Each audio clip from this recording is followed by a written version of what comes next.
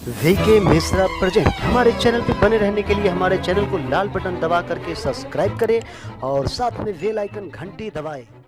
जय श्री राधे कृष्ण। आप सभी का हमारे YouTube चैनल पे बहुत बहुत स्वागत है। यूं ही ज्ञानवर्धक जानकारियाँ प्राप्त करने के लिए हमारे इस चैनल को लाल बटन दबा करके सब्सक्राइब करें, साथ में बेल आइकन घंटी दबाएं ताकि मेरे वीडियो का नोटिफिकेशन आपके पास सबसे पहले पहुंचे। आइए सुनते हैं आज गुरुवार भगवान बृहस्पति व्रत की कथा। जो भी भक्त सच्ची श्रद्धा के साथ बृहस्पति का व्रत करते हैं, भगवान बृहस्पति की कृपा से उनके सभी कार्य सिद्ध होते हैं और उन्हें सभी प्रकार के सुख और समृद्धि की प्राप्ति होती है। गुरुवार के दिन केले के वृक्ष के नीचे बैठ करके भगवान बृहस्पति का पूजन किया जाता है और बृहस्पति व्रत का कथा श्रवण किया जाता है। इस दिन भगवान बृहस्पति को गुड़ और चने का भोग लगाया जाता है। केले के वृक्ष के नीचे एक दीपक जला करके वहां नैवेद्य का भोग लगाकर केले के वृक्ष की कम से कम 5 परिक्रमा करे और भगवान बृहस्पति व्रत का कथा श्रवण करे तो बहुत ही लाभकारी होगा। भगवान बृहस्पति को पीले पुष्प, पीले रंग की मिठाई, पीली वस्तु आदि चढ़ानी चाहिए। तो आइए सुनते हैं भगवान बृहस्पति व्रत की कथा। तो बोलिए प्रेम से भगवान बृहस्पति की जय। बहुत समय पहले की बात है कि प्राचीन समय में किसी राज्य में एक बड़ा प्रतापी और दानी राजा राज किया करता था।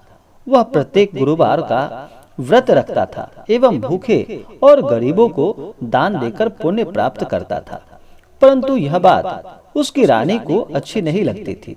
वह ना तो व्रत करती थी और ना ही किसी को एक भी पैसा दान में दिया करती थी और राजा को भी ऐसा करने से मना करती थी कि तुम भी दान का कार्य मत किया करो। एक समय की बात है कि राजा शिकार खेलने के लिए वन को चला गया। घर पर रानी और दासी वहीं पे घर पे थी। उसी समय भगवान बृहस्पति साधु का रूप धारण कर राजा के दरवाजे पर भिक्षा मांगने आए। साधु ने जब रानी से भिक्षा मांगी तो वह कहने लगी कि हे साधु महाराज, मैं इन दान और पुण्य से तंग आ चुकी हूँ।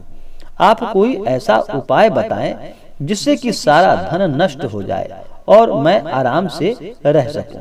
बृहस्पति देव ने कहा कि हे देवी, तुम बड़ी विचित्र हो। संतान और धन से कोई दुखी होता है क्या? अगर अधिक धन है तो इसे शुभ कार्यों में लगाओ।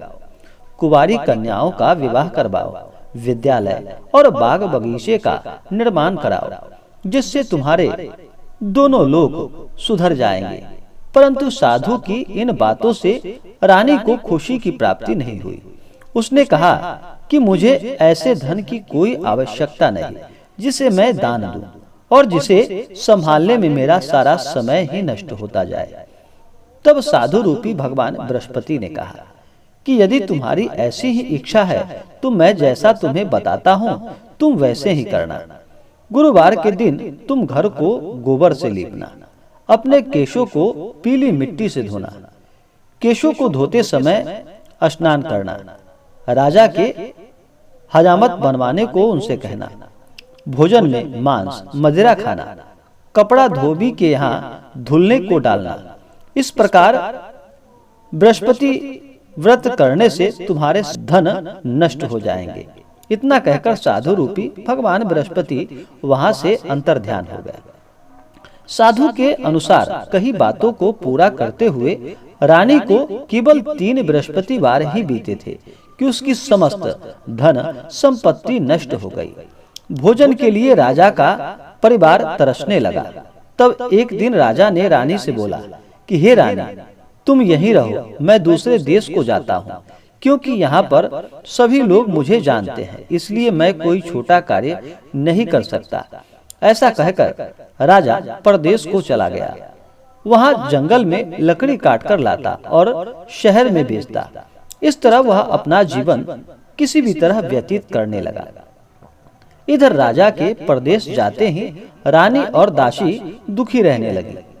एक बार जब रानी और दासी को 7 दिन तक बिना भोजन के रहना पड़ा तो रानी ने अपनी दासी से कहा कि हे दासी, पास ही के नगर में मेरी बहन रहती है, वह बड़ी धनवान है। तू उसके पास जाकर कुछ ले आओ ताकि थोड़ी बहुत गुजर बसर हो जाए। दासी रानी की बहन के पास चली गई। उस दिन गुरुवार का दिन था और रानी की बहन उस समय भगवान बृहस्पति व्रत की कथा को सुन रही थी। दासी ने रानी की बहन को अपनी रानी का संदेश दिया, लेकिन रानी की बड़ी बहन ने कोई उत्तर नहीं दिया। जब दासी को रानी की बहन से कोई उत्तर ना मिला तो वह बहुत दुखी हुई और उसे क्रोध भी आया। दासी ने वापस आकर रानी को सारे बातें बता दी। सुनकर रानी ने अपने भाग्य को कोसा। उधर रानी की बहन ने सोचा कि मेरी बहन की दासी आई थी, परंतु मैं उससे नहीं बोल पाई। इससे वह दुखी हो गई। कथा सुनकर और पूजन समाप्त करके वह अपनी बहन के घर आई और कहने लगी कि हे बहन, मैं बृहस्पतिवार का व्रत कर रही थी। तुम्हारी दासी ने मेरे घर तो आई, परंतु जब तक कथा हो रही थी तब तक न तो उठते हैं और ना ही बोलते हैं, इसलिए मैं कुछ बोल न सकी। कहो दासी क्यों गई थी? रानी बोली कि हे बहन, तुमसे क्या छिपाऊं, घर में खाने तक को कुछ अनाज नहीं है। ऐसा कहते कहते रानी की आंखों में आंसू आ गए। उसने दासी समेत पिछले 7 दिनों से भूखे रहने तक की बातें अपनी बहन को विस्तार पूर्वक बता दी।